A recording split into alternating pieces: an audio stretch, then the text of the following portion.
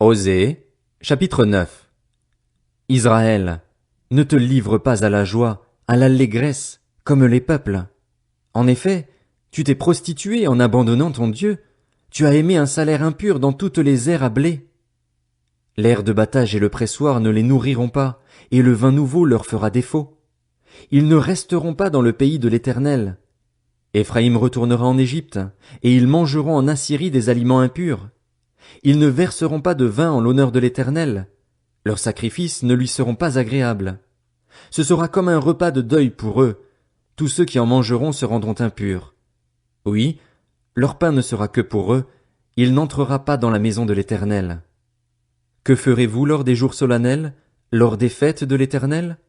Les voici qui partent, car le pays est dévasté. L'Égypte les accueillera, Memphis leur donnera des tombeaux. Ce qu'ils ont de précieux, leur argent, sera pris par les orties, et les ronces pousseront dans leurs tentes. Ils arrivent, les jours de l'intervention, ils arrivent, les jours de la rétribution. Israël va le savoir. Le prophète est fou, l'homme inspiré délire. C'est à cause de la grandeur de tes fautes et de ta haine. Éphraïm est un guetteur contre mon Dieu. Un prophète est un filet d'oiseleur sur toutes ses voies. Il y a de la haine dans la maison de son Dieu.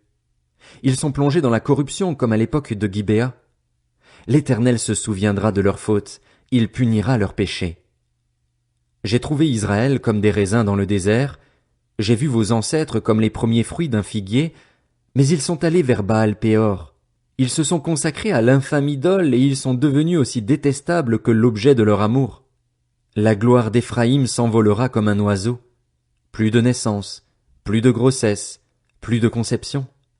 S'ils élèvent des enfants, je les en priverai avant qu'ils ne soient des hommes, et malheur à eux quand je les abandonnerai.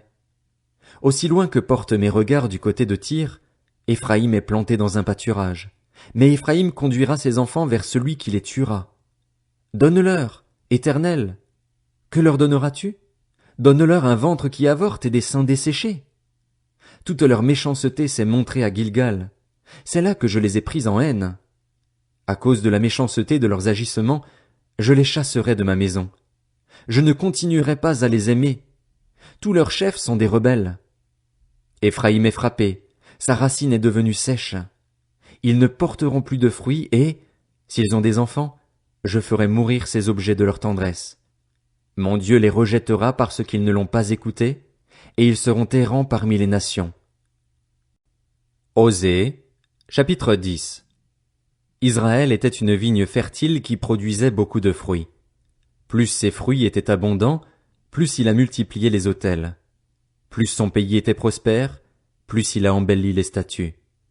Leur cœur est partagé. Ils vont maintenant en supporter les conséquences. L'Éternel démolira leurs autels, détruira leurs statues. Bientôt ils diront, nous n'avons pas de roi car nous n'avons pas craint l'Éternel, et le roi, que pourrait-il faire pour nous? Ils parlent et ils parlent, ils font de faux serments, ils concluent des alliances. Aussi, le jugement poussera comme une plante vénéneuse dans les sillons des champs. Les habitants de Samarie seront consternés au sujet des veaux de Beth-Aven. Le peuple mènera le deuil sur l'idole et ses prêtres trembleront pour elle, pour sa gloire, qui va disparaître du milieu d'eux. Elle sera transportée en Assyrie pour servir de cadeau au roi Jareb. La honte s'emparera d'Éphraïm et Israël rougira de ses projets. C'en est fait de Samarie, de son roi. Il est comme de l'écume à la surface de l'eau. Les hauts lieux de Beth-Aven, où Israël a péché, seront détruits. La ronce et le chardon pousseront sur leurs autels. Ils diront aux montagnes, couvrez-nous, et aux collines, tombez sur nous. Depuis l'époque de Gibéa tu as péché, Israël. Ils en sont restés là, et la guerre contre les méchants ne les atteindrait pas à Gibéa? Je les corrigerai à mon gré, et des peuples se ligueront contre eux, quand on les enchaînera pour leur double faute. Éphraïm est une génisse dressée qui aime fouler le grain, mais je mettrai une barre sur son beau cou. J'attellerai Éphraïm, Juda labourera, Jacob hercera. Semez pour la justice, moissonnez pour la bonté, défrichez-vous un champ nouveau. C'est le moment de rechercher l'Éternel, jusqu'à ce qu'il vienne et déverse pour vous la justice. Vous avez cultivé le mal, moissonné le péché, mangé le fruit du mensonge. En effet, tu as eu confiance dans ta voix, dans le nombre de tes vaillants hommes. Un tapage s'élèvera parmi ton peuple et toutes tes forteresses seront détruites, comme Beth Arbel a été détruite par Shalman le jour du combat, quand la mère a été écrasée avec les enfants. Voilà ce que vous attirera Béthel, à cause de votre extrême méchanceté. À l'aurore, c'en est fait du roi d'Israël. Osée, chapitre 11. Quand Israël était jeune, je l'aimais, et j'ai appelé mon fils à sortir d'Égypte. Mais ils se sont éloignés de ceux qui les appelaient, ils ont offert des sacrifices au Baal et fait brûler de l'encens en l'honneur des idoles. C'est moi qui ai guidé les pas d'Éphraïm, qui les pris par les bras, mais ils n'ont pas vu que je les guérissais. Je les ai tirés avec des liens d'humanité, avec des cordages d'amour. J'ai été pour eux pareil à celui qui soulève la pièce d'attelage pesant sur la bouche et je leur ai présenté de la nourriture. Ils ne retourneront pas en Égypte, mais l'Assyrien sera leur roi, parce qu'ils ont refusé de revenir à moi.